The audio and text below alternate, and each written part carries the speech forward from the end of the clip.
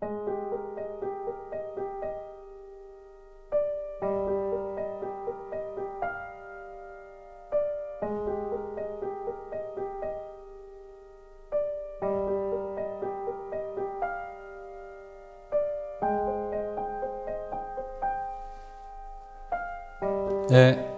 반갑습니다.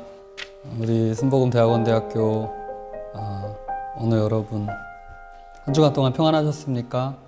또 이 강의를 같이 듣고 계신 모든 성도님들 주님의 이름으로 문안을 드립니다.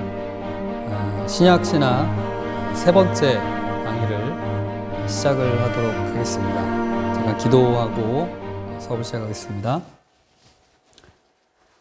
할렐루야, 찬양과 영광을 받기에 합당하신 살아계신 만군의 하나님 아버지, 저희가 2학기 개강을 하였습니다. 그러나 여전히 코로나의 기세 때문에 우리가 학교에 직접 가지는 못하고 어려운 상황 가운데서 이렇게 재택 강의로 온라인을 통해서 유튜브 강의를 하게 되었습니다.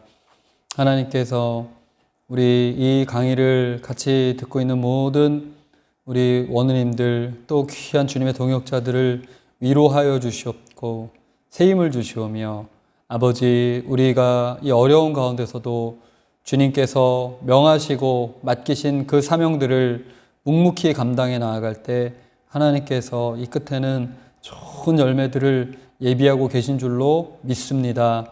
주님의 길을 행할 때 힘 주시고 능력 부어주시고 또 이 어려운 시국에 바이러스를 이길 수 있는 면역력도 허락하여 주셔서 우리 원우님들 한 분도 낙오되지 아니하고 끝까지 마지막까지 결승선까지 우리가 함께 걸어갈 수 있도록 주님 동행하시고 성령으로 충만하게 우리를 사로잡아 주시옵소서.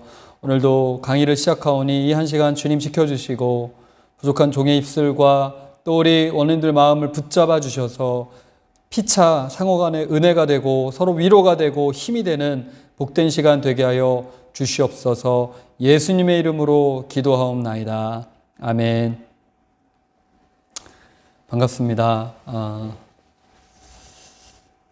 신약 첫 시간 시작을 할 때 신약 개론이 아웃라인이라고 하자면, 즉 산의 주변을 그냥 자동차를 타고 지나가면서 보는 광경과 같다라고 생각하자면, 이제 신학은 직접 산에 우리가 오르는 과정, 정상을 향해서 올라가는 그 등반을 하는 여정이다라고 이제 말씀을 드렸습니다. 이제 오늘 우리가 첫 시간은 학교에서 대면하여서 오리엔테이션 강의를 했고, 그리고 이제 지난주에 두 번째 오랜만에 이제 영상 강의를 통해서 여러분을 만났고요. 참 감사한 게 여러분들께서 굉장히 충실하게 잘 강의를 듣고 계시는구나, 참여도가 높다라는 생각이 들었어요. 왜냐하면 제가 카톡 퀴즈를 이제 1학기 때는 좀 단답형, 짧은 그 답을 하는 그런 퀴즈로 내드렸다면, 이제 지난주에 우리 수업 출석 체크를 위한 카톡 퀴즈는 좀 길게 이렇게 서술형으로 쓰시도록 여러분께 내드렸는데, 좀 기대 반 걱정 반이었습니다. 왜냐하면 우리 학우님들이 좀 부실하게 보내시는 거 아닌가. 이거 너무 뭐 할 말은 많지만 또 톡으로 보내려니까 좀 죄송합니다. 좀 귀찮기도 하고 그냥 뭐 보내기만 하면 출석해 주시겠지, 약간 이제 그런 저의 상식으로 죄송합니다. 좀 안일한 그런 마음을 혹시 갖고 계신 원우님도 계시지 않을까라는 걱정도 있고, 또 여러분들께서 그래도 또 충실하게 잘 보내주실 것이다 라는 기대, 반반, 양념 반 후라이드 반, 그죠? 짜장면 반 짬뽕 반, 반반의 마음으로 여러분께 이제 카톡을 내드리고 기다렸는데, 월요일 날이 저희 수업하는 날이잖아요. 월요일 날 많이 보내셨더라고요. 그 전에 먼저 보내신 분도 계시고 많이 보내셨는데, 참 감사한 거는 한 분도 빠지신 분이 없다는 거. 예. 할렐루야. 아유, 너무 감사합니다. 한 분도 안 보내신 분, 그리고 시간 넘어서 보내신 분도 안 계세요.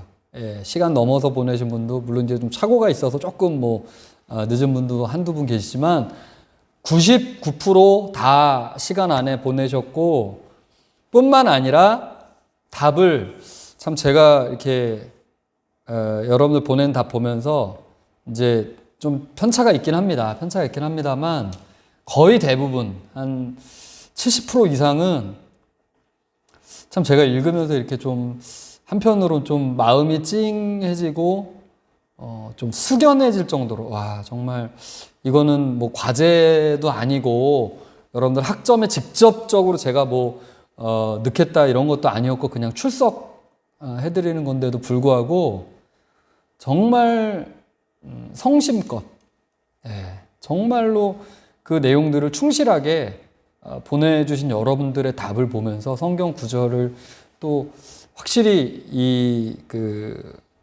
각자 보내시다 보니까 대표적으로는 이제 그 신약의 그 심판의 하나님에 관한 구절들 같은 경우는 많이 이제 인용하셨던 부분이 마태복음에 나오는 25장에 나오는 양과 염소의 비유 같은 것들은 몇몇 분들이 좀 중복된 분도 계시고 제일 많이 이제 선택한 그 심판의 하나님 신약에 나타난 부분은 요한계시록 20장, 21장이 되겠죠. 그 부분들을 많이 인용을 하시면서 거기에 본인의 생각을 정말 제가 느끼기에는 정말로 충실하게 정말 성심껏 성의껏 넣어서 보내신 답들을 제가 받아보면서 참 여러분들 요즘 코로나 블루라고 그러죠. 우울증, 불면, 마음에 그런 낙심도 많이 있으실 것이고 또 어떤 분들은 바쁘신 그런 일과를 보내는 분도 지금 이 상황에서도 여전히 계신데도 불구하고 이렇게 마음을 넣어서 보내신 답을 보면서 여러분께 좀 감사한 말씀을 제가 드려야겠다는 생각이 들었습니다. 자, 열심히 해주셔서 감사하고요. 그래서 보람이 있습니다. 보람이 있고 여러분도 좀 강의 들으시면서 보람이 있었으면 좋겠어요. 또 한 가지 제가 보람 있는 것은 저희 수강생이 다 해서 이제 주야간 박사과정까지 이 과목의 수강생이 맥시멈 한 35분 정도 되시거든요. 내가 조회수가 아마 누가 와서 이렇게 들으시는 거예요? 누굽니까? 제 강의를 이렇게 돈도 안 내고 들으시는 수강료도 안 내고 한 100 제가 방금 확인해서 107회 이렇게 조회수가 되니까 제가 또 괜히 그러면 안 되지만 우쭐한 건 아니고요. 감사한 마음이 들더라고요. 많은 분들이 또 강의도 들어주시고 물론 이제 처음에 딱 들어왔다가 이거 뭐야 이거 아니나 하고 나가신 분도 계신지 모르겠지만 그래도 대부분 우리 학교 이 수강생들 아마 또 저학차분들 중에도 혹시 들으신 분도 계시지 않을까 생각이 들어서 하여튼 여러분들 감사하고요. 여러 가지로 감사드리고 우리가 이제 아마 오늘 강의가 이제 21일, 22일 강의잖아요. 아마 저는 이제 그 전주에 지금 영상 촬영하고 있습니다만 이제 다음 주 되면 21일 그 주 되면 수도권도 이제 초중고 유치원까지 등교 수업을 한다고 하더라고요. 3분의 1, 3분의 2 제한이 있지만 추석 전 아니면 혹시 조금 더 여유롭게 생각하자면 추석 지나서는 10월 달부터는 지금 추세라면 우리가 정상적으로 이제 강의실에서 여러분을 뵙게 되지 않을까라고 생각을 하게 됩니다. 그래서 오늘 또 혹은 다음 주까지일지 모르지만 여러분들 영상 강의도 지금까지 하셨던 것처럼 최선을 다해 잘 들어주시고요. 저도 더 좋은 강의하도록 노력을 하겠습니다. 혹시 부족함이나 강의에 불만 있으신 분은 언제든지 연락 주세요. 카톡 퀴즈 답만 보내지 마시고 의견도 보내주시고 다행스럽게도 지금까지는 아직 불만은 없습니다. 그냥 좋은 말씀 많이 해서 감사해요. 좋은 말씀 해주시면 제가 힘이 납니다. 저도 사람이잖아요. 응원해 주시고 교수님 강의 참 열심히 해주셔서 감사합니다. 이런 카톡 보내주셔서 몇몇 분 너무 감사드리고요. 서로 우리가 응원하고 힘이 됐으면 좋겠습니다. 자, 지난주 강의 들으시고 또 지난주에 카톡 퀴즈 여러분들이 풀어보시면서 두 가지 정도 느끼지 않았을까 싶어요. 두 가지 정도. 제가 맞는지 모르겠습니다만 첫 번째는 좀 이제 이번 학기에 이 신약신학 토마스 슈라이너의 신약신학의 방향성이 뭐다를 좀 느끼신 분들이 계시리라 믿습니다. 그죠? 예, 여기에서 말하고자 하는 바가 뭐였습니까? 구약의 하나님, 신약의 하나님이 동일하시다는 것. 우리가 그래서 제가 지난주에 강의 중에는 구약의 하나님의 그런 이제 그 두려운 하나님, 무서운 하나님, 진노의 하나님, 진멸하신 하나님.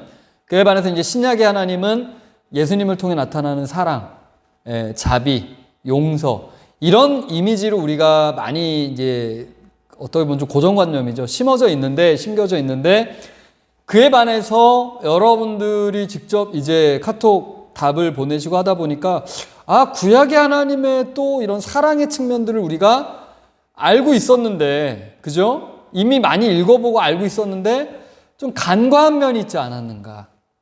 반대로 신약에서 예수님을 통해서 나타나는 용서, 그죠? 예, 막 우편강도 용서하시고 또 핍박하는 자들을 저들은 저들의 죄를 알지 못합니다 하면서 용서하시고 자비하시고 막 사랑 베푸시고 하셨던 그 예수님의 이미지, 산상수훈에 나타나는 이웃을 사랑할 뿐만 아니라 원수도 사랑하고 너를 박해하는 자를 위해서, 핍박하는 자를 위해서 오히려 기도하라고 하신 그 사랑만 우리가 생각하고 있다가 막상 찾아보니까 신약에도 너무나 다양하게 여러분들 보내신 게 굉장히 다양해요.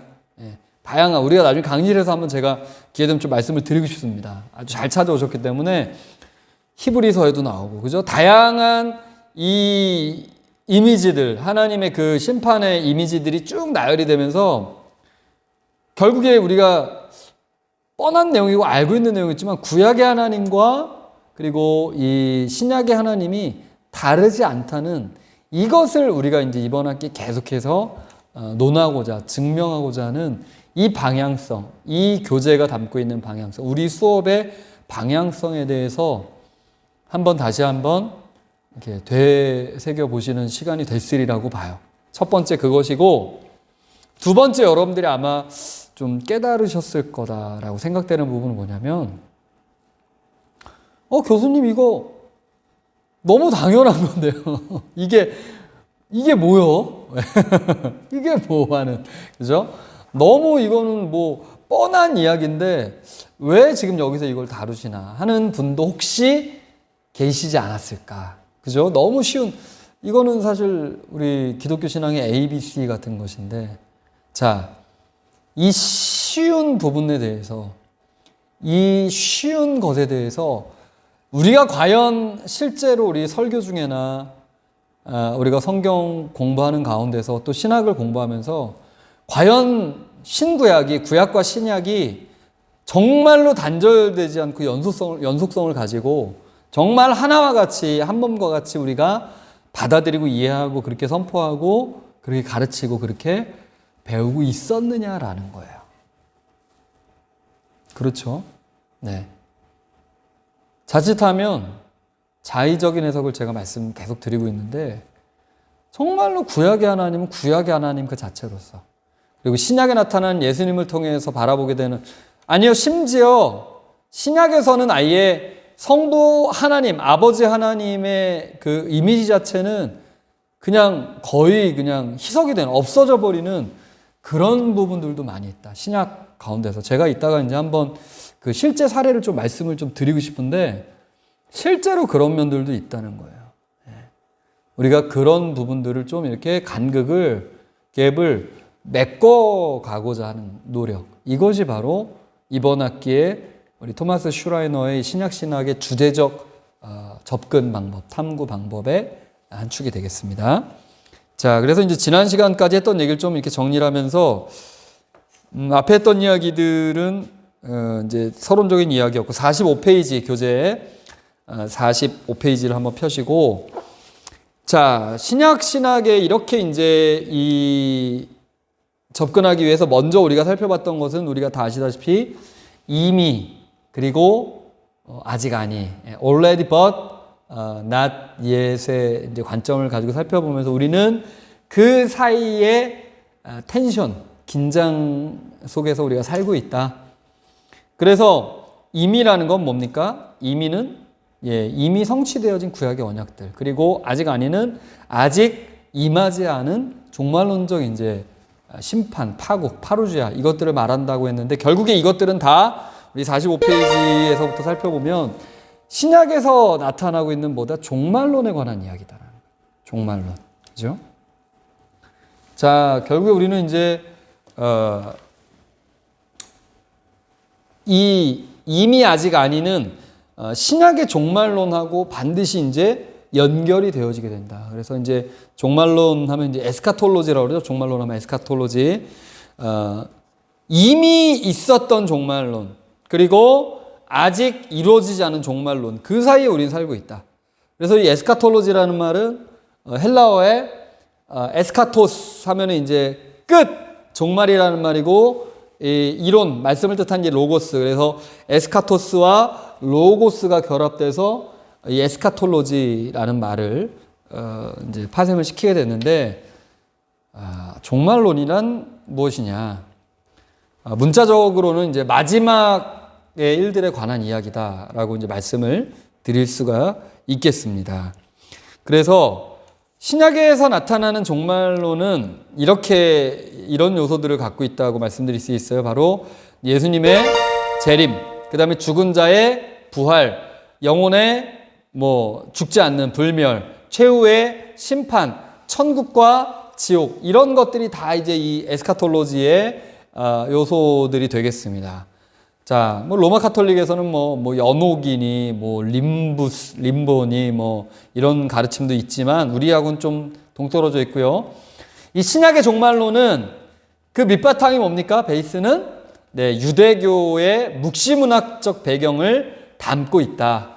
그래서 묵시문학적 배경을 이해할 때 비로소 우리는 신약의 종말론에 정상적으로 좀 접근할 수 있다라고 말씀드릴 수 있죠. 그러면 구약에서 유대적 묵시문학의 내용은 무엇입니까? 구약에 나타나 있는 이스라엘을 향한 하나님의 약속이 끝나지 않았다. 아직 유효하다. 비록 우리가 범죄에서 우상숭배를 통해서 하나님께서 잠시 우리를 좀 벌하셨지만, 그래서 우리가 포로로 끌려가고 우리가 나라를 잃어버리고 멸망당하고 했지만, 묵시문학이 담고 있는 건 뭐예요? 아포칼립틱.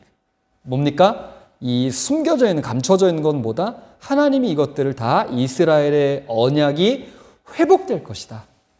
그 회복의 전제로서 누가 오느냐? 바로 디바인 워리어, 이 강한 전사, 하나님이 보내신 강한 이제 왕이라든지 어떤 전쟁에 능한 장수라든지 이런 워리어가, 디바인 워리어가 와서 영적인 싸움을 통해서 이스라엘을 회복시킨다. 그래서 구약에서 말하는 이제 여호와의 날, 하나님 회복시키는 날은 결국에는 어떤 날입니까? 이 악의 세력들이 이제 절단 강산이 나는 날이에요. 다 끝이 나는, 종국, 역사의 종말이 오는 날이다. 이것을 우리 이제 다 보내신 분들 중에 계세요. 히브리서 1장에 보면 뭐라고 나옵니까? 1장 2절에 뭐라고 하고 있어요? 이 모든 날의 마지막. 우리 지난 학기 히브리서 공부하셨죠? 기억나시죠? 네. 어제 일도 기억이 안 나는데 어떻게 감히 지난 학기의 일을, 지난 여름 전의 일을 어떻게 기억하라고, 그죠? 기억나실 것입니다. 아마 여기에 보면 이 모든 날의 마지막이라고 하는 것이 지칭, 가리키는 것은 뭐라고요? 바로 구약의 종말, 구약의 끝이라는 것이죠. 왜? 이제 예수님을 소개해야 되기 때문에. 그죠? 그래서 그것은 하나님의 심판, 이스라엘의 재건. 이것이 이제 구약이 담고 있는 종말론적 사상, 이 묵시문학적 사상이라는 것이죠. 그 소망이 점점 이제 환상으로도 나타나, 환상적으로 표현되고 했는데, 그것이 이제 신약에 와서 어떻게 된다? 바로 예수 그리스도께서 메시아로서, 그러니까 유대인들이 기대하던 메시아는 아니에요. 유대인이 기대하던 디바인 워리어는 아니지만, 그러나 이 메시아가 오심으로 해서 이를 통해 성취가 되어진다. 구약의 이 종말론이 성취가 되어지게 된다. 그것을 통해서 임의가 이루어지게 된 거죠. 임의, 올레디가. 자, 그에 반해서 이제 예수님께서 공생의 기간 중에 하신 설교의 내용은 무엇입니까? The present sovereignty of God. 즉 뭡니까? 하나님이 현재 주권적인 다스리심을 하신다. 라고 하는. 즉 하나님의 나라가 이미 임했다. 예. 너희가 귀신이 떨어지는 것을 보고 병이 낫고 이런 것들을 봤다면 이미 하나님 나라가 너희에게 임했다는 것이. 할렐루야. 네, 그것이 바로 현재적인 하나님 나라가 임했다라는 것. 이것이 즉 하나님 나라가 이 땅에 임했다. 그러면 이미 이제 임한 것이죠, 그죠? 예, 그 이미 임한 하나님의 나라에 우리가 해야 될 몫은 무엇입니까? 우리가 마땅히 해야 될 것은 그 하나님의 나라를 우리가 접하게 되면 우리에게 회개가 요구가 된다. 회개의 요구.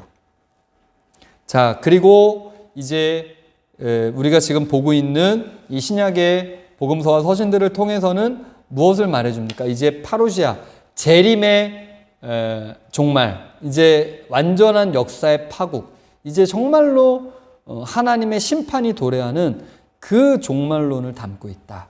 자, 그래서 우리가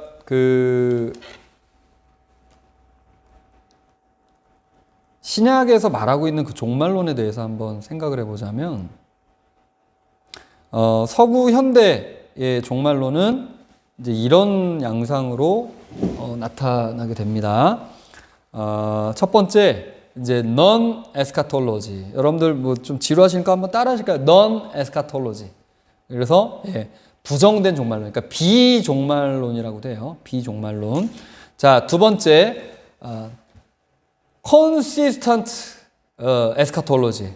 따라 하실까요? consistent eschatology. 그죠? 철저한 종말론, 철저적 종말론이라고 하고, 세 번째, delayed eschatology. delayed 했다. 이제 지연됐다는 얘기죠. 그죠? 예, 그리고 existential eschatology. 한번 따라 하실까요? existential eschatology. 그래서 실존적인, 실제로 존재하는 종말론이다. futuristic. 한번 따라 할까요? futuristic eschatology. 예. 발음 좀 괜찮나요? 괜찮습니까? 죄송합니다. futuristic, 미래적 종말론. 네, 그리고 여섯 번째, realized eschatology. 이건 이제 영국계에서 나오는 영국의 학자들, 이 실현된 종말론이 있고, 그리고 한번 따라할까요? biblical eschatology. 네. 그래서 이것은 성서적 종말론이다 라고 말을 하게 되는데, 자, 이런 종말론들이 이제 왜 어떻게 등장을 하게 되었느냐. 우리가 이 종말론들의 시대는 바로 배경이 언제입니까? 이제 18세기에서 19세기 넘어갈 쯤. 그래서 19세기에 이제 서구 기독교 사회에 대해서 좀 이해를 할 필요가 있는데, 역사적 배경을 살펴보게 되면 오스만 제국이 멸망하게 됩니다. 이제 이슬람이 큰 이제 세력이 좀 저물게 되죠. 그리고 이제 인도를 영국이 점령을 하게 되고, 미국의 세력들이 이제 역사에 등장을 하면서 아메리칸 드림이라는 것이 생기게 되고, 그리고 동북아시아에 있는 나라들이 이제 외세의 문호를 개방을 하게 됩니다. 그리고 이제 미국이 자라나고, 러시아는 이제 짜르가 다스리던 이 제정 러시아가 종말적 이제 구원으로서 러시아적 드림이 다시 한번 강한 러시아, 다시 한번 러시아의 부흥을 꿈꾸는 그런 세력들이 나타나게 됩니다. 러시아적 사상이 나타나게 되고, 그리고 영국이 이제 어떤 세계적인 그런 제국을 형성을 하게 되는. 그러니까 다시 말하자면 이 당시에는 이제 러시아도 좀 기독교적인 영향이 있었잖아요. 그러면서 기독교 세계관이 굉장히 확장되는 그런 시기가 바로 이 성서 신학의 발흥, 그리고 이제 기독교 세계관이 확장되던 시기와 동일하다. 그러면서 20세기의 이 종말론의 문제들은 단순한 이제 이론적인 문제에서 그치는 것이 아니라 실제 그 당시 세계에 미치던 그런 역사적 상황들, 그런 것들에 많이 영향을 받게 된다. 이해가 되시나요? 그러니까 세계 정세가 굉장히 급변을 하는데 기독교 세계관이 굉장히 확장이 된다는 거예요. 그렇죠? 침략, 제국주의 이런 것들이 많이 이제 확장이 되게 되고 그러면서 20세기 넘어오면서 세계적으로 어떤 큰 일이 벌어지게 되죠. 어떤 일입니까? 바로 세계 1차 대전과 2차 대전을 맞이하게 된다. 여러분들 한번 생각해 보십시오. 예. 독일 나치와 서구 유럽, 미국을 포함한 연합군과 전쟁이 펼쳐진다. 유럽 전체가 그냥 다 막 쑥대밭이 돼요. 지금도요, 독일에서는, 유럽에서는 마을, 광장 막 한가운데서 터지지 않은 폭탄 막 몇 톤짜리 폭탄이 막 발굴이 돼갖고 그거 뭐 제거하는 그런 전문 담당하는 사람들이 있고 지금도 그 전쟁의 잔해가 남아있거든요. 이제 한 7, 80년 지났잖아요. 그죠? 그러니까 오래되지 않았어요. 그러면서 정말 여러분들 만약에 우리에게 그런 전쟁이 난다? 아마 우리도 정말 세상에 종말이 왔다라고 생각하지 않을까. 그러다 보니까 이제 현대로 넘어오게 되면 18세기, 19세기에 많은 이제 그 서구 신학자들이 종말론에 대한 입장들을 표명을 하기 시작을 한다는 거죠. 그래서 이제 부정된 종말론이라는 것은 non 에스카톨로지 같은 경우는 우리가 알고 있는 이제 알브레이트 리첼이나 이제 하르낙 같은 학자들이 하나님 나라의 현재성을 강조합니다. 그러니까 이것은 실제적인 종말에 관한 이야기가 아니었다. 성경의 종말론은 윤리적 영역, 내적 체험으로 종말론을 좀 주님의 종말을 좀 제안을 하는. 그러니까 이건 사실 굉장히 어떻게 보자면 좀 자유주의적인 입장이죠. 자유주의 신학에 가까운 입장이 되겠고, 이제 이러한 자유주의적인 종말론을 좀 배제해야 된다라고 하면서 나타난 것이 콘시스턴트한 종말론이죠. 우리가 알고 있는 요하네스 바이스라든지 알버트 슈바이서 같은 사람이 아니다. 이미 마태복음 4장 17절에서 회개하라 하나님 나라 가까웠느니라. 예수님께서도 분명히 미래적 관점으로 미래적 종말론으로서의 종말론을 선포를 하신 것이다. 철저하게 종말은 미래적 묵시적으로 임할 것이다 라고 보는 관점이 이제 철저한 종말론이 되겠고요.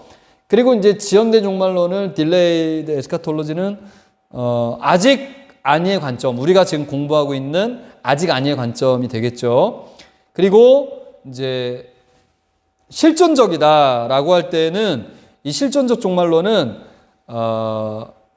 우리가 알고 있는 이제 루돌프 불트만의 관점으로서 미래적 기대를 놓치지 않으면서 또 예수님 안에서의 그런 종말적 기대를 말하는 실존적 종말론이 되겠고, 뭐 미래적 종말론은 뭐 완전히 이제 초월적으로 정말 미래에 있어질 그런 종말의 기대들을 말하고, 그에 반해서 이제 거의 대부분 이제 독일의 그런 학파들의 관점이라면 이 영국 학파, 우리가 대표적으로 알고 있는 종말론에 관한 영국 신학자 대표적인 C.H. 나트가 있죠. C.H. 나트의 이 실현된 리얼라이즈드 에스카톨로지는 뭡니까?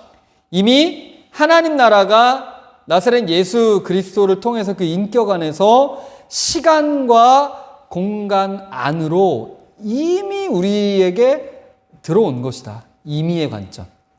그러니까 우리가 이렇게 쭉 다 살펴보게 되면 지금 우리가 얘기하고 있는 그 already 난 예세 관점이 이미 서구 현대 신학자들의 관점 속에 다 들어와 있었다는 것이죠. 네. 자, 그래서 이 종말에는 세 가지의 시제가 존재한다. 시제. 그죠? 무엇입니까? 한번 읽어볼까요? 이제, 구원이라고 말할 때 뭡니까? 시작. 아우, 잘 읽으셨어요. 아우, 안 까먹고 잘 읽으시네요. 헬라어. 그죠? 네. 한번 해볼까요? 소조. 소조죠. 소조. 구원이라고 얘기하는데, 세 가지 시제가 있다. 첫 번째는, 에소세멘이죠. 에소세멘. 그죠?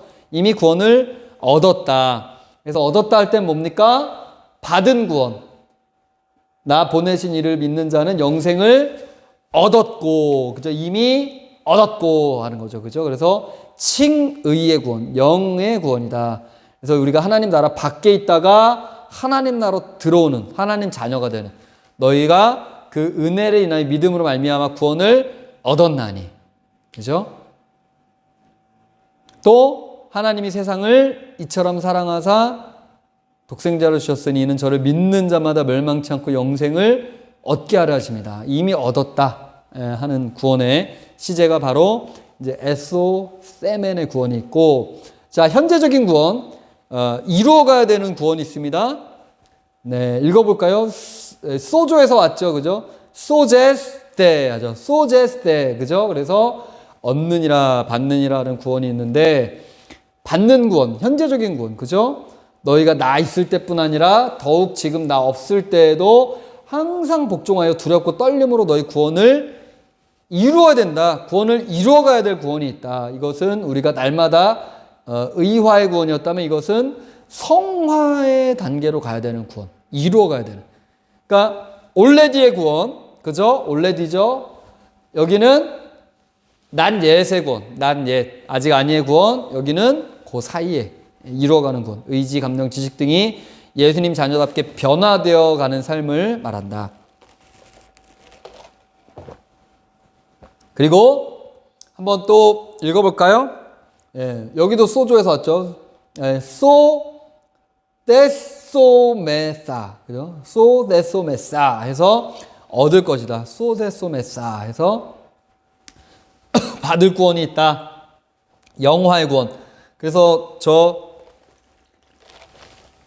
영화의 구원에는 그때, 그날, 예, 구원의 날, 그 개념이 굉장히 중요하게 들어가 있다. 영원한 하나님의 나라에 들어가서 예수 그리스도와 같이 변화되는 구원. 그래서 이것을 영화되는 구원. 네, 육이 받는 구원이죠. 영혼 육의 구원인데, 그래서 영화로운 몸으로 변화되는 구원이 우리를 기다리고 있다라고 이렇게 이제 말씀을 드릴 수가 있겠습니다. 자, 그래서 우리가 이제 이 구원의 종말론을 바라보게 되는데, 자, 우리 교재를 한번 보면서 이야기를 나눌까요? 바울 서신에서는 시작된 종말론을 말한다. 그죠? 그래서 공관복음과 45페이지입니다. 4번. 공관복음과 요한 문헌에서 확인된 시작된 종말론과 완성된 종말론 사이의 긴장은 신약의 나머지 부분에 대해서 알려주는데, 자, 유대사상은 2세대와 오는 세대를 구분하죠. 구분하는데 47페이지로 갑니다. 47페이지. 죄송합니다. 46페이지. 46페이지에 보면 밑에서 5번째 줄. 바울 역시 현존하는 약한 세대와 다가오는 의의 세대라는 두 세대를 믿고 있다. 그 옆 페이지로 바로 그 줄 그대로 넘어가 보면 밑에서 4번째 줄. 그리스도인들은 말하자면 여명지대에 살고 있다는 거예요. 여명지대. 박여명. 죄송합니다. 여명이 나와서 우리 박여명 전사님 생각나서. 네. 여명지대라는 건 뭐예요?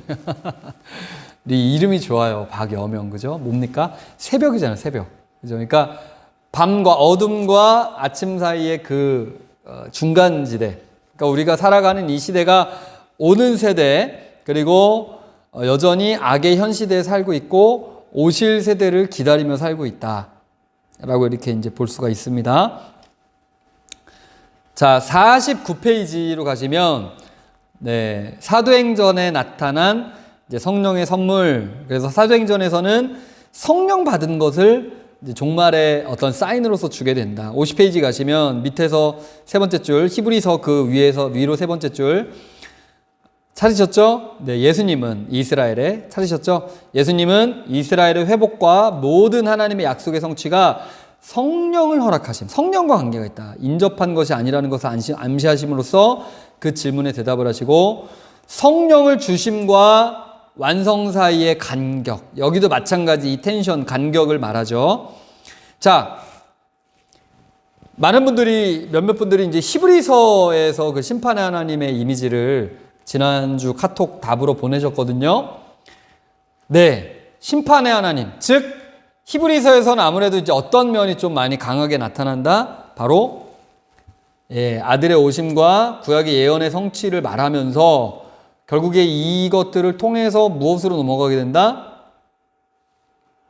종말론적인, 그 52페이지 한번 보실래요? 52페이지 위로 7째, 밑에서부터 7째 줄 마지막 단락이죠. 히브리서가 아직 아니를 이미 속에 동화시켰다고 하는 결론을 얻게 된다. 이건 무슨 얘기냐면 강조되는 것은 약속의 이 현재적 성취를 말하면서도 근본적인 종말론, 앞으로 남아있는 우리가 이제 준비해야 될 종말론을 말하고 있다는 것이죠. 히브리서에서. 자, 그리고 이제 마지막 54페이지 7번의 신약의 나머지 부분들은 이 이미 아직 아니 주제가 그다지 뭐 아주 그냥 활성화돼서 광범위하게 퍼져 있지는 않다는 얘기예요. 그러나 부분에서 어떤 부분은 뭐 실현된 종말론적으로, 또 어떤 부분은 뭐 아직 임하지 않은 종말론적으로, 여러분 특별히 답으로 많이 보내신 베드로 전서 이런 부분들 보면 예정되어 있는 종말에 대해서 얘기하고 있죠. 그죠? 이제 이런 것들을 살펴볼 수가 있다. 결론으로 갑니다. 59페이지. 자, 이미와 아직 아니, 아직 사이의 긴장은 신약에 널리 퍼져 있다는 것. 전반적으로 퍼져 있어요. 이것이 균형 있게. 그리고 어떤 경우에는 이 세대와 오는 세대 사이에 대조로서 나타나고 있다. 그래서 약속의 현재적 성취, 이미, 그리고 마지막 성취, 아니, 아직, 이 아직 아니의 관점들이 골고루 다 나타나 있다는 것이죠. 우리는 구약에서 선언된 연극에 대한 시작 커튼은 올라갔지만 60페이지에 나옵니다. 마지막에 대한 마지막 커튼은 아직 내려오지 않은 상태에 있다. 그래서 결론적으로 말씀드렸죠. 너무 현세적 복을 강조해도 안 되고, 그렇다고 해서 또 현실 감각 없이 살아도 안 되고, 우리가 참 이 균형감을 잘 갖추고 사는 것이 이 시대 그리스도인들에게 이제 필요하겠다라는 부분입니다. 자, 여러분들 기다리시던 출석을 위한 카톡 퀴즈입니다. 자, 카톡 퀴즈 나갑니다. 자,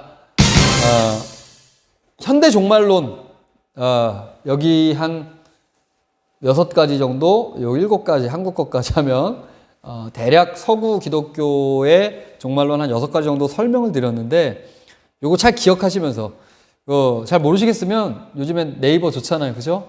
많이 나옵니다. 네이버 다음 찾으시면. 자, 카톡 퀴즈는 무엇입니까? 자, 현대 서구 종말론으로 쭉 말씀을 드렸어요. 뭐 부정된 종말론, 철저한 종말론, 지연된 종말론, 실존적 종말론, 미래적 실현된 종말론으로 쭉 말씀을 드렸는데, 이 중에 한 가지를 여러분들이 선택을 하십니다. 물론 이런 분 계실지 몰라요. 교수님, 저는 이것도 맞고 저것도 맞는 것 같은데요? 좋습니다. 당연히 그러셔야죠. 왜? 이때의 이 신학자들의 이런 견해들은 굉장히 좀 제한적이에요. 좀 한쪽으로 많이 이렇게 쏠려 있습니다. 그래서 사실 어느 한쪽만 택할 수 없어요. 그러나 여러분들이 이번 시간에는 조금 이 양손에 들고 있는 걸 좀 내려놓고 한쪽만 좀 살펴봅니다. 여러분들이 좀 뭐랄까요, 이렇게 지지를 보낸다고 그럴까? 나는 이런 이유에서 나는 이 종말론이 지금의 우리에게 좀 필요하다, 우리에게 좀 맞는 것 같다, 우리가 성경 해석하는데 필요하다라는 관점으로 택하여서 그것이 타당하다고 생각되는 이유, 견해, 왜 이 학자의 이 종말론을 나는 지지하는가라는 견해와 함께, 자, 신약 성경에서 이러한 견해, 그러니까 이미 실현된 종말론이다, C.H. 다트의 그러면 실현된 종말론적 견해를 구절을 찾아서 좀 같이 보내주시고, 아니다, 나는 아직 이루어지지 않은 종말론, 미래적 종말론이다, 지연된 종말론이다, 했을 때는 또 그에 관한 나의 생각과 견해, 그리고 그에 대한 성경 구절 이렇게 보내주시면 되겠어요. 무슨 말씀인지 이해되시죠? 그래서 이건 맞고 이건 틀리다, 나는 이게 절대 진리다 이걸 여쭤보려는 게 아니라 의도가 여러분들이 이 종말론에 대한 이해가 좀 어느 쪽으로, 이건 개개인에 따라 견해가 다를 수 있거든요. 내가 지지하는 견해는 좀 이런 쪽에 가깝다. 난 그래도 죽어도 나는 뒤로 물러설 수가 없어요. 교수님 다 이걸 포용하겠습니다. 예. 사실 우리가 배운 거에 따르면 그렇죠. 그죠? 예. 그래서 다 품고 가겠습니다 하시는 분도 계실지 모르는데, 좀 가급적이면 좀 하나의 이론을 택해서 우리가 좀 공부하는 입장이니까 그 이론의 배경도 한번 살펴보고 내가 거기에 지지를 보내는 그런 견해도 같이 좀 담아서 보내주십사 하는 것이 이번 시간 카톡 퀴즈의 내용이 되겠습니다. 자, 보내시는 시간은 동일합니다. 다음 주 21일 3시 40분까지는 이제 주간, 그 다음에 화요일 22일 7시 20분까지는 야간 분들께서 보내주시면 그 시간 안에 강의를 들으신 걸로, 출석을 하신 것으로 그렇게 이해를 하고 진행을 하도록 하겠습니다.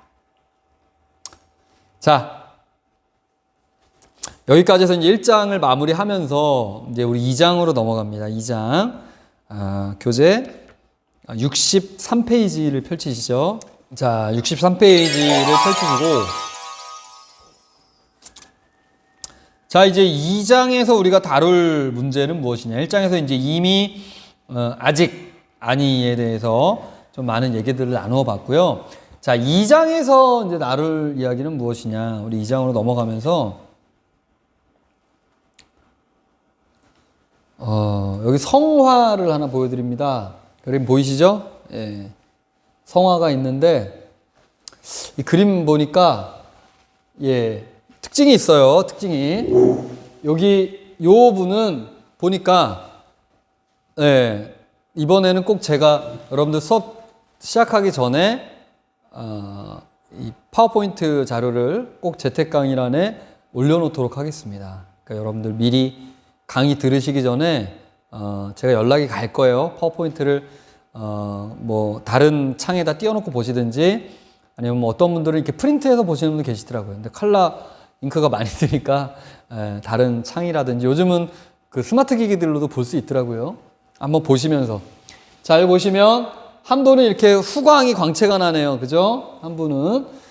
요 분은, 여기 계신 분은 죄송한 얘기지만 무슨 일이 있으셨는지, 뭘 그렇게 그냥 천추에 큰 죄를 지으셨는지, 세상에, 저 성화에, 원본에 얼굴을 그냥 누가 막 그 사투리로 조사놨어요. 그죠? 누가 다 얼굴을 막 이렇게 공격을 해놓았죠.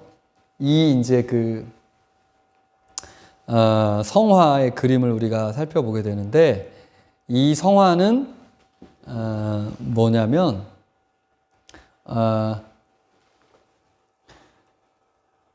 그 JP 모건 도서관에 지금 전시가 되어 있는 11세기 작품으로 보이는 아포슬 존, 이 요한 사도와 그리고 마르키온 of 시노페라고 되어 있어요.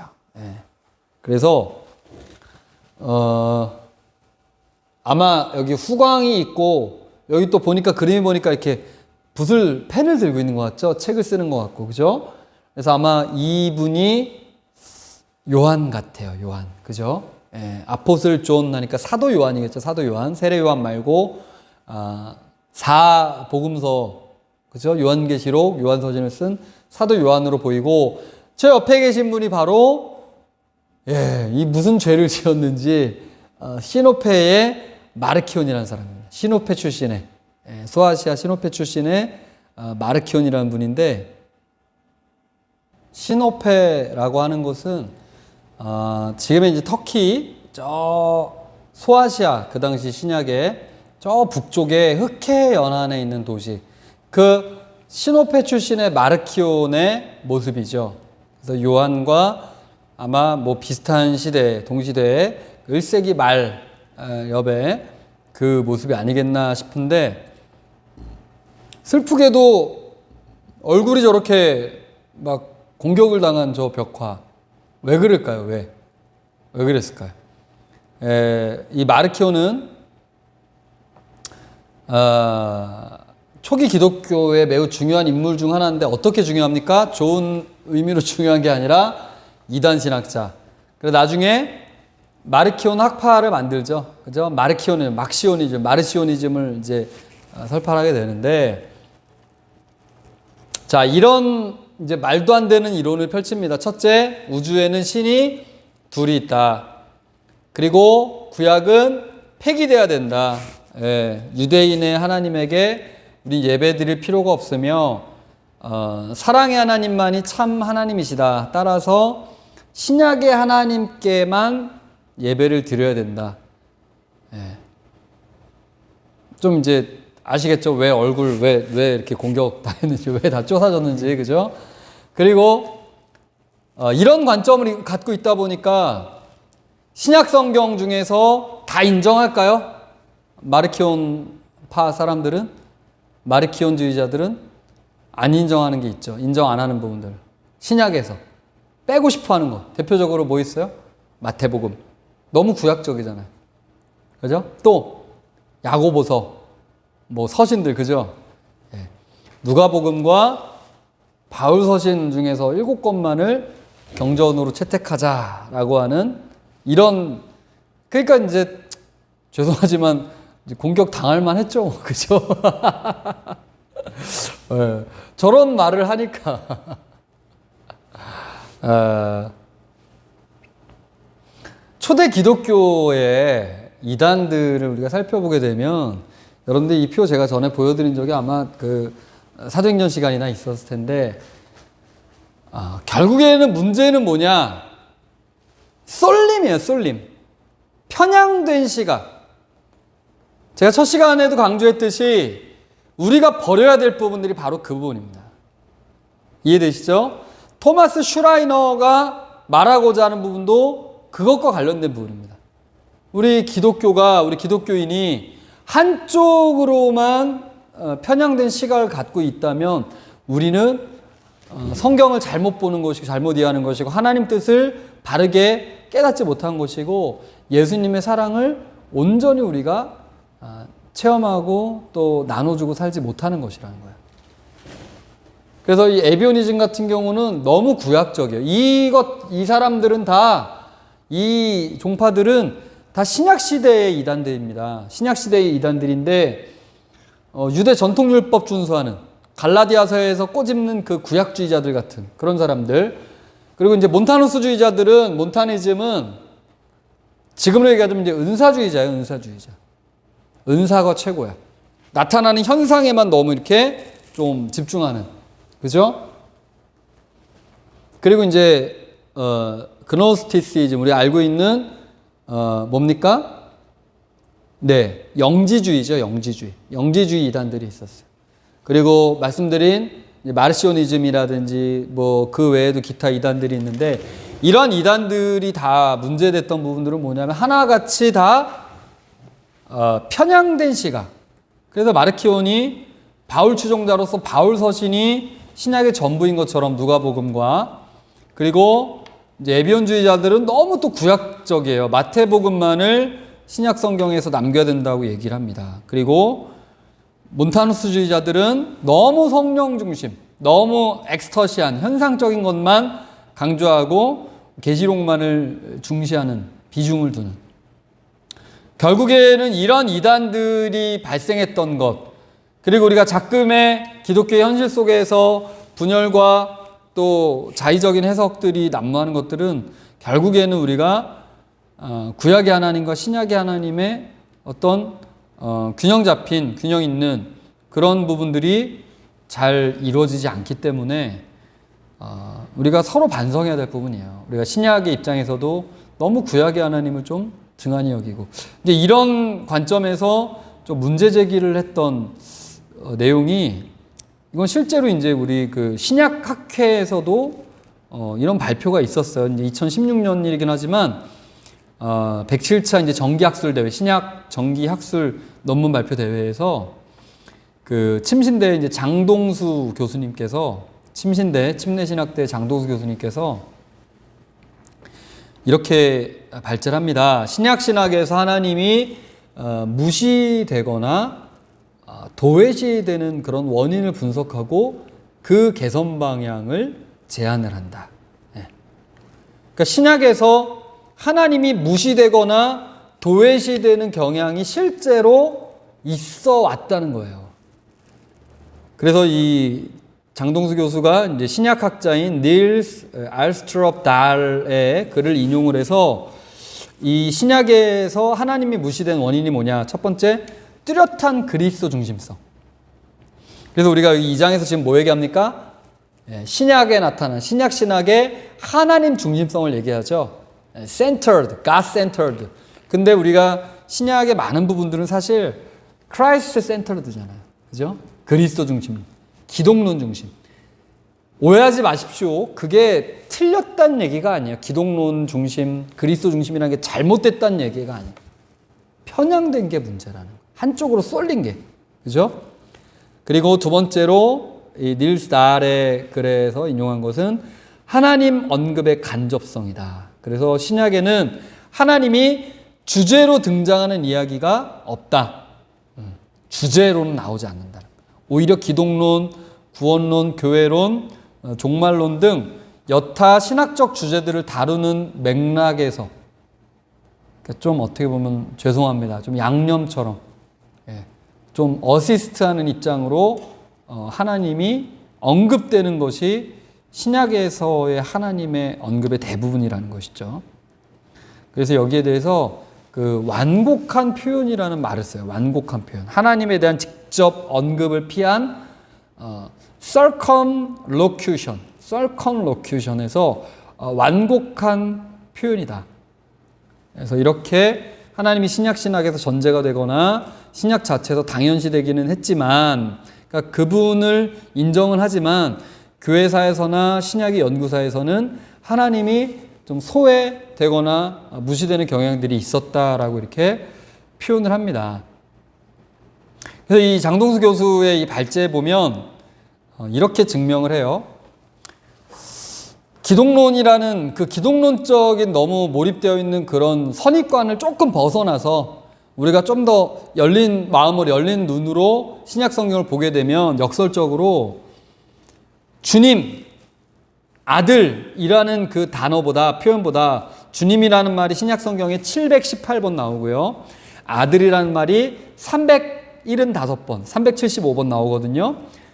그 말보다도 역설적이게도 신약에는 하나님 표현이 1314번 나온다는 거예요.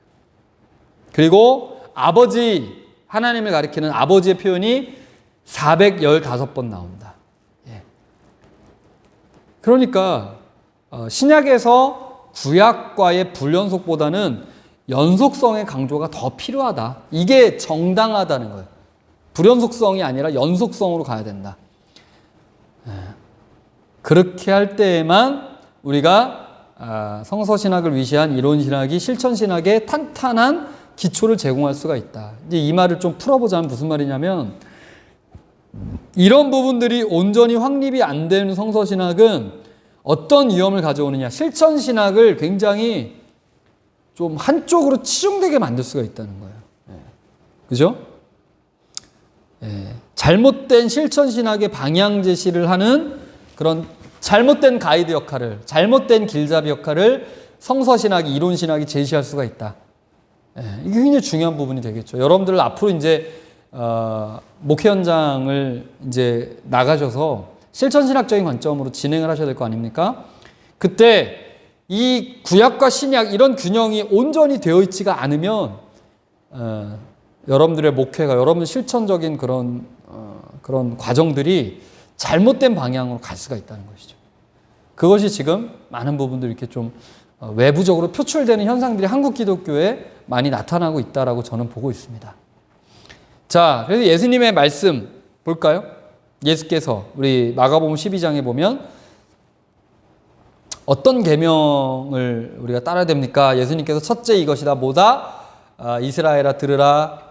주 곧 우리 하나님은 유일한 주시라 라고 하면서 쉐마 이스라엘, 들으라 이스라엘 하면서 이 구약에서 말하고 있는 이 쉐마 이스라엘에 인용을 하시면서 주 너의 하나님을 목숨을 다하고 마음을 다하고 뜻을 다하고 힘을 다해서 사랑하라고 이렇게 가르치고 계시다라는 것이죠. 이게 대전제가 되겠습니다. 예, 그래서 여러분 한번 교재 잠깐 보시면 63페이지에 자, 신약신학의 하나님 중심성 보시면 자, 펴셨죠? 자, 우리 앞에 언제나 서 있는 것을 우리는 못 보고 지나가는 경향이 있다. 예. 그러니까 너무 이게 크다 보니까 너무 큰 것이다 보니까 예를 좀 비유를 들자면 개미가 우리 신발 앞에 딱 기어와서 있으면 개미가 이게 신발인지 알겠습니까? 예, 그냥 거대한 산 같죠, 그죠? 예, 이게 뭔가 싶을 거예요, 그죠? 이와 같이 초록으로 뒤덮인 나무와 또 아름다운 노을, 해변에 부딪히는 강력한 파도를 우리가 여행지에 가서 보면 감탄합니다. 이야, 멋있다. 근데 매일매일 그걸 보다 보면요, 어떻게 된다? 흔히 그것을 당연히 여긴다. 당연한 것으로. 마찬가지로 신약을 읽을 때 신약이 하나님 자신에 대해 말하는 것을 보지 못하는 경향이 있다라는 것이죠. 하나님은 옆으로 잠깐 비켜 계세요. 구약의 하나님 잠깐 비켜주세요. 지나갈게요 하면서 무엇을 강조한다? 칭의, 화해, 구속사, 새 창조 이런 주제들을 하나님 없이 논하는 우를 범하게 된다라는 것이죠. 그런 오류를 범하기가 쉬웠다. 자, 신약에 나타나는 하나님의 영광, 예수님께서 산상수훈에서도 우리 주기도문에 뭐라 그럽니까? 나라와 권세와 영광이 아버지께 영원히 있다라고 하면서 모든 영광은 하나님께로 가고 있어요. 그죠? 그리고 예수님의 요한복음 17장은 우리 중요한 장이죠. 요한복음 18장으로 넘어가게 되면 예수님은 이제 잡혀가셔야 됩니다. 이 17장은 뭐예요? 예수님의 마지막 기도죠. 한 장 전체가 기도입니다. 중요하죠. 이 기도 속에 뭡니까? 아들을 영화롭게 하사 아들로 아버지를 영화롭게 하옵소서. 그러니까 내가 받는 영광도 예수님은 아버지를 영화롭게 하기 위함이다. 그리고 아버지께서 내게 하라고 주신 일을 내가 이루어 아버지를 이 세상에서 영화롭게 하였사오니, 즉 신약에서 담고 있는 예수님의 목적성은 뭐냐면 바로 하나님께 영광이라는 거예요. 아버지께 영광. 이것을 우리는 잊어서는 안 된다는 것이죠. 자, 그렇기 때문에 성부, 성자, 성령 하나님이 이 삼일체의 하나님의 그 균형감을 우리는 온전하게 잘 붙잡고 있어야 된다. 그죠? 64페이지 한번 보시면요. 64페이지에 그 두 번째 단락입니다. 성부, 성자, 성령 쭉 나오면서 거기에서 한 4줄 내려오시게 되면 두 번째 단락의 네 번째 줄, 더욱이 성부, 성자, 성령에 대한 연구는 신약에서 이미 아직 아니 주제로 나타나는 하나님의 구원 약속의 성취와 통합되어야 한다. 여기에 다 포함이 된다는 것이 삼위일체 하나님의 그 균형 잡힌 시각이.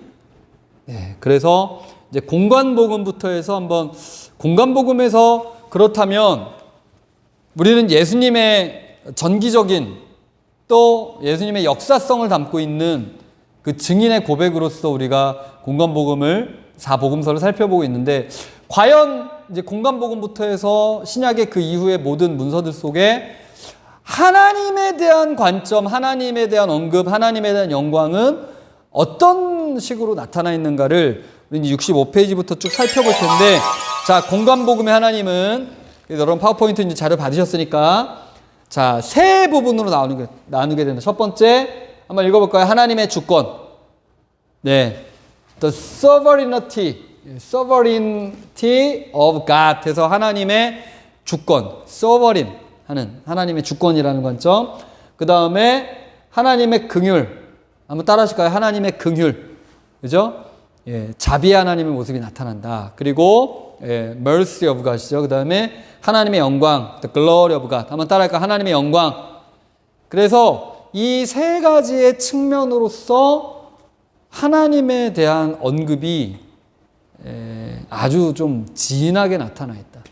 66페이지, 65페이지에 보시듯이 구약의 첫 구절부터 시작해서 구약의 편만한 주제 중에 하나는 하나님이 모든 존재의 창조주라는 것인데 이 역할은 거기에서 끝나는 것이 아니라 어떻게 된다?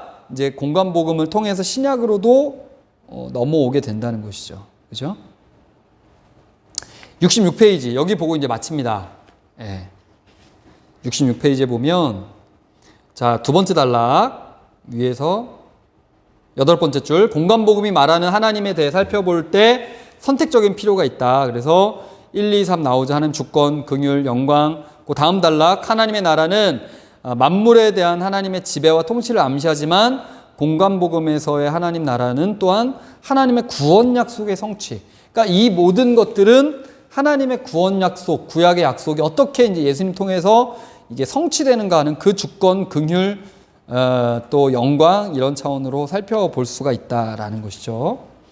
자, 다음 주에는 이제 여기에 구체적인 사례들 하나하나 좀 살펴보기 시작하면서 우리가 공간복음부터 시작되는 이 하나님 중심성, God-centered 하는 관점을 더 구체적으로 좀 접근해 살펴보도록 하겠습니다.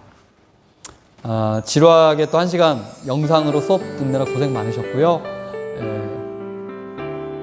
다음 주에 또 더 좋은 모습으로 다시 뵙도록 하겠습니다. 카톡 퀴즈 잊지 마시고 잘 보내주시기를 부탁을 드리겠습니다. 한 주간 건강하시고요. 마스크 잘 쓰시고요. 행복한 한 주간 되시고 다음 주에 뵙겠습니다. 수고 많으셨습니다. 감사합니다.